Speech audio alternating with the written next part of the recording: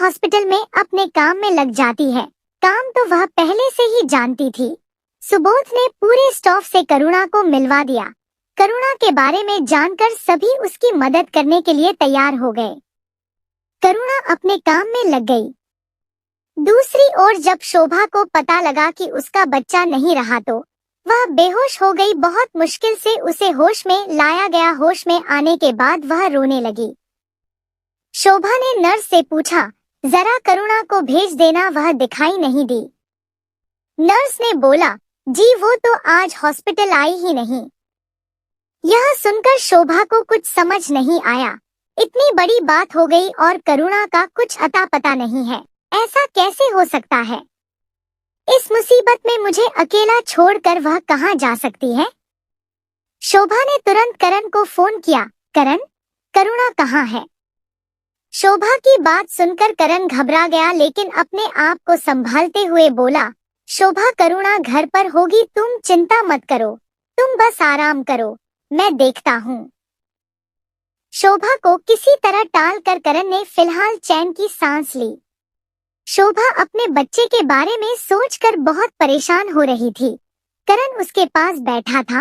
वह करण से लिपट कर रो रही थी और बार बार करुणा के बारे में पूछ रही थी, लेकिन करण के पास इस सब का कोई जवाब नहीं था। शाम होने को आई थी। शोभा को पता था कि करुणा उसके लिए खाना बनाकर लाएगी। हर दिन वह उसे अपने हाथों से खाना खिलाती थी, लेकिन रात तक इंतजार करने के बाद भी करुणा नहीं आई तो शोभा को कुछ शक हुआ। शोभा ने वार्ड बॉय को घर भेजा करुणा को बुलाने के लिए, लेकिन उसने आकर बताया कि घर पर तो ताला लगा हुआ है। शोभा ने उसी वार्ड बॉय से करण को बुलाने के लिए कहा। करण के आने पर शोभा ने उससे पूछा, तुमने तो कहा था करुणा घर पर है, लेकिन वहाँ तो ताला लगा हुआ है। करण ने सफाई देते हुए कहा, हाँ शोभा, मैं दोपहर को घर गया था करुणा को देखने, लेकिन वहाँ के चौकीदार ने बताया कि करुणा कहीं चली गई है और चाबी उसे दे गई है। करण ने बहुत सफाई से झूठ बोल दिया। करण बोला, तुम चिंता मत करो, मैं पता करवाता हूँ कि वह कहाँ गई। शोभा बहुत परेशान और दुखी थी। एक तो उसके साथ इतना बड़ा हादसा हो गया और उसकी सहेली का कुछ पता नहीं चल रहा। वह रात भर सोचती रही। सुबह वह हॉस्पिटल से करण के साथ घर आ गई।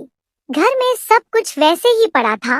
वह करुणा के कमरे में गई। वहां उसने देखा कि करुणा का सामान नहीं था। सूटकेस से लेकर कपड़े तक सब गायब थे। इसका मतलब करुणा घर छोड़कर चली गई। शोभा ने करण से पूछा, करण सच सच बताओ, मेरे जाने के बाद इस घर में क्या हुआ था? यह सुनकर करण सकपका गया, लेकिन उसने झूठ बोला, शोभा मैं तो हॉस्पिटल में था, मुझे कुछ नहीं पता कि क्या हुआ। तुम्हें मुझ पर विश्वास नहीं है? शोभा सिर पकड़कर वहीं बेड पर बैठ गई। न जाने करुणा किस हाल में होगी। कहीं जाना था तो मुझे बता कर तो जाती। उसे करुणा पर तरस भी आ रहा था और गुस्सा भी। इधर करुणा जब शाम को अपने फ्लैट पर पहुंची तो वह बहुत थक चुकी थी। उसका खाना बनाने का मन नहीं था। शोभा के घर में इतना काम करती रहती थी, फिर भी वह कभी नहीं थकती थी। शायद अकेलापन और उदासी के कारण वह बहुत कमजोर और थकी हुई महसूस कर रही थी। करुणा के पास कोई काम नहीं था। वह बस ऐसे ही बालकनी पर खड़ी हो गई। पुराने दिनों की यादों ने उसे फिर से सताना शुरू कर दिया। उसके माता पिता का चले जाना, उसके बाद शादी, उसके बाद शोभा के घर में रहना और आज यहाँ अकेले रहना। पता नहीं आगे क्या होगा। तभी फोन की घंटी बजी। करुणा ने देखा सुबोध का फोन था। करुणा ने फोन उठाया। करुणा गेट खोलो, मैं बाहर खड़ा हूँ। लगता है तुमने घंटी नहीं सुनी। यह सुनकर करुणा ने गेट खोला और बोली, माफ करना, बालकनी में थी, घंटी का पता ही नहीं लगा। सुबोध अंदर आते हुए बोला, खाना तो तुमने बनाया नहीं होगा, मुझे पता था, इसलिए मैं खाना लाया हूँ, चलो मिलकर खाते हैं। वैसे तुम्हें मेरे आने से कोई परेशानी तो नहीं है? करुणा बोली, नहीं सुबोध, ऐसा कुछ नहीं है, और तुम बेकार में परेशान हुए, मैं कुछ न कुछ बना लेती। सुबोध हंसते हुए बोला, तुम्हारा हाल भी मेरे जैसा है। मैं भी अकेले रहता हूँ तो कभी बाहर से थोड़ा बहुत कुछ खा लेता हूँ। कभी बहुत मन करता है तभी खाना पकाता हूँ। मुझे पता था तुमने भी नहीं पकाया होगा, क्योंकि अकेले मन ही नहीं करता। सुबोध ने खाना टेबल पर रखा। करुणा ने खाना परोस दिया और दोनों खाने लगे। खाना खाने के बाद सुबोध ने कहा, करुणा, परसों तुम्हारी और मेरी दोनों की ड्यूटी नहीं है। एक काम करते हैं, दोनों मार्केट चलते हैं।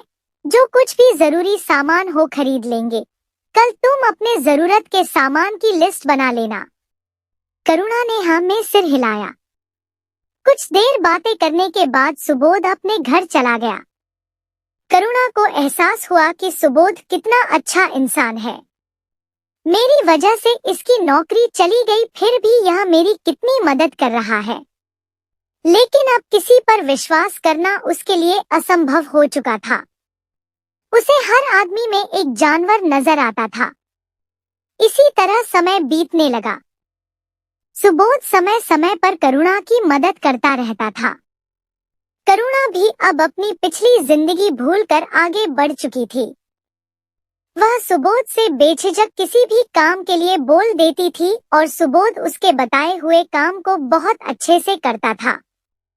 करुणा धीरे धीरे यह भी भूल गई थी कि शोभा भी इसी शहर में रह रही है। इसी तरह कहानी का आनंद लेने के लिए सब्सक्राइब करें और दोस्तों को शेयर करें।